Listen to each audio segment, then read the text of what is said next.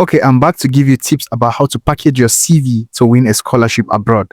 Many people have different definition about how they look at CV, but look at CV as, when you're in primary school or secondary school and your teacher marks your exam based on a particular marking scheme and they expect you to answer the questions exactly. So every question has a particular format and what they want you to say. Now, that's how a CV is meant to be. And whoever that is looking at your CV for a potential scholarship is looking at all of these various, parts of your CV with a particular scheme. That's a particular criteria. Now, here are some critical things to look out for when developing your CV. The first thing is your profile summary. That is like telling who you are in like a few sentences, and that set the tone for the rest of your CV. So it's not asking you to like talk about who you are, like where you're born. No.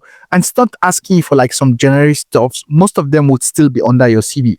What they want to do is how can you concisely within few words sell yourself? Sell yourself. So use numbers, use figures, kind of projects the things that you feel would set you apart. Basically, package yourself in those few lines of your executive summary or profile summary. Just to tell you how this magically works, I was perplexed when I saw a particular CV, like just looking at the profile summary, I was like, wow, this is amazing.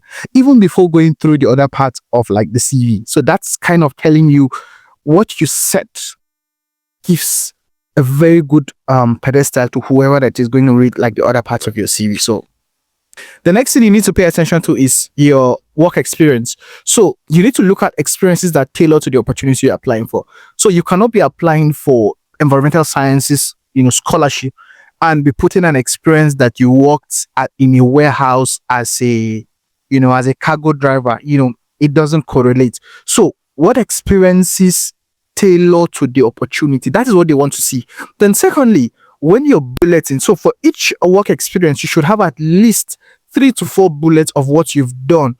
Put it in a very action and achievement oriented sentence. That is to say, what did you do? What was the effect? So, or what was the impact of what you did? You contributed to raising so amount of money for a project that involved waste management. You contributed to developing the project, or you contributed to implementing this project in this community, impacting this number of people. So don't just say, I assisted in drafting files. No, those are like basic. Look at the impact and ask yourself, how did I contribute to this impact? Then in a one sentence, bullet everything. I did this through this, which contributed to achieving this. And then you have all of these 3